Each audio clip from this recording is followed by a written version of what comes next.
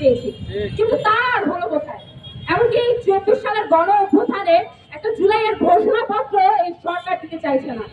এই হাসিনার আমলে বিগত বছরগুলোতে আমরা কেবলমাত্র মুজিবের ইতিহাস পড়েছি, সঠিক ইতিহাস আমরা আর জানতে পারিনি। আমরা চাই না এই এত আন্দোলন সংগ্রামের পরেও আরো 30 বছর পর এসে এই ইতিহাসকেও বিকৃত করে দেওয়া হোক, আমাদের এই জুলাইয়ের ইতিহাসকেও বিকৃত করে ফেলা হোক, আর আমরা তা কখনো হতেও দেব না। এই যে একজনের পর একজনকে আপনারা একই জায়গা থেকে ট্রান্সফার করবেন, দুই একজনকে 100 জনের মধ্যে দুই একজনকে আপনারা অপসারণ করবেন, কখনো বিচার করবেন না, এরকম আইন তো আমরা মানব না। আপনারা গত কয়েকদিন আগে সাবেক রাষ্ট্রপতি আব্দুল হামিদ পালিয়ে গেছিলেন, কিছুদিন পরে আপনারা বলবেন বর্তমান রাষ্ট্রপতিও চুপ করে পালিয়ে গেছে, এরকম আইন তো আমরা মানব না।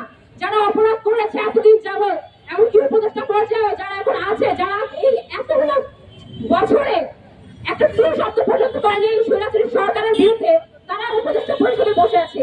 এই যে আনাচে কানাচে অপরাধীরা আমাদের সামনে ঘুরে বেড়াচ্ছে, আওয়ামী লীগের লোকেরা, যুবলীগের লোকেরা ছোটটা মিছিল করছে, এদেরকে আপনারা এক জায়গা থেকে আরেক জায়গায় পাঠিয়ে দিবেন, আমাদের লোক চক্ষু থেকে আড়াল করে দিবেন, তা তো আমরা মানব না।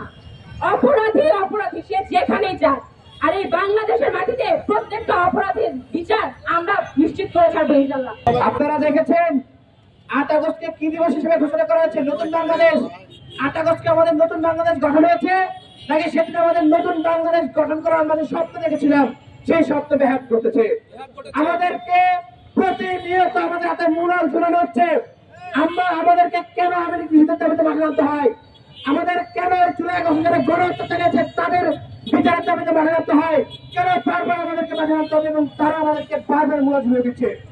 গত 12 মে আওয়ামী লীগ কৃষিতে যে গ্যাজেট প্রকাশ হয়েছে, আজকে কত তারিখ? আজকে জুন মাসের 27 তারিখ।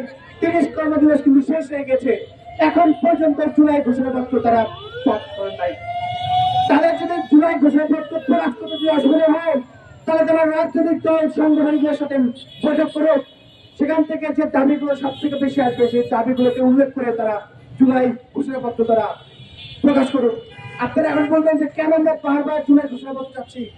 যদি আজ এই জুলাই ঘোষণাপত্র না দেওয়া হয়, আজ থেকে 20 বছর 25 বছর পরে যে কোন এক সরকার এই জুলাই যোদ্ধাদেরকে সন্ত্রাসী হিসেবে চিহ্নিত করবে, বলবে আমরা সেই সময় দেশ তৈরি করেছিলাম, আমরা সেই সময় দেশে অরাজকতা তৈরি করেছিলাম।